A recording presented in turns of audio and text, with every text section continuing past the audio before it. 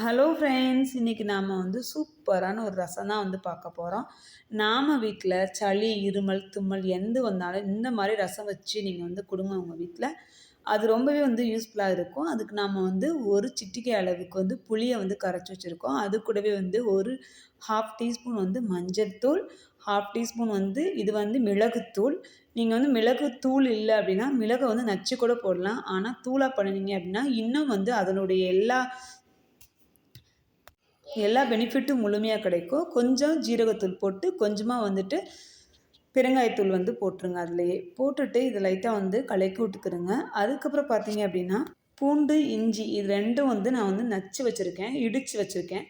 அந்த இடித்து வச்சது அது கூட கலக்கிக்கிறங்க. ஏன்னா நீங்கள் பூண்டை மோஸ்ட்லி தோலோடையே நச்சு போட்டுருங்க. அப்போ தான் இன்னுமே நம்மளுக்கு நல்லாயிருக்கும். இந்த மாதிரி ஒரு பழுத்த தக்காளி எடுத்துக்கிறங்க. தக்காளியில் அந்த மேலே உள்ள பீஸ் மட்டும் எப்போயுமே கட் பண்ணி போட்டுருங்க.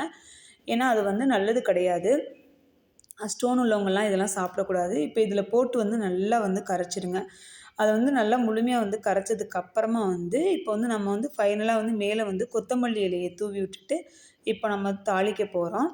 நீங்கள் ரசத்துக்கு எப்போயுமே உப்பு முதல்லே போடாதீங்க.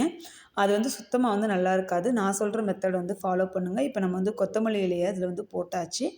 இப்போ வாங்க நம்ம தாளிக்க போகலாம். அதுக்கு நாம் கடாயை சூடு பண்ணிவிட்டு அதில் கொஞ்சமாக எண்ணெயை விட்டுக்குங்க. எண்ணெயை ஊற்றிட்டு கடுகு கொஞ்சம் போட்டுக்குங்க. அப்புறம் 2 பட்டை மிளகா அதில் போட்டுக்குங்க. ஏன்னா நீங்கள் எப்போயுமே நச்சு போடுறது பச்சை மிளகாவும், தாளிக்கிறதுக்கு பட்டை மிளகா யூஸ் பண்ணிங்க அப்படின்னா இன்னுமே நம்மளுக்கு அதனுடைய ஃபுல் சாறு இறங்கி சூப்பராக இருக்கும். இப்போ கருவேப்பிலை அது கூட ஆட் பண்ணிவிட்டு இது லைட்டாக முறை கூட்டினோன்னே நாம் உப்பு போட்டோம் அப்படின்னா சூப்பரான ரசம் நமக்கு ரெடி ஆயிரும். இது எல்லாருக்கும் ரொம்பவே யூஸ்ஃபுல்லாக இருக்கும் அப்படின்னு நம்புகிறேன்.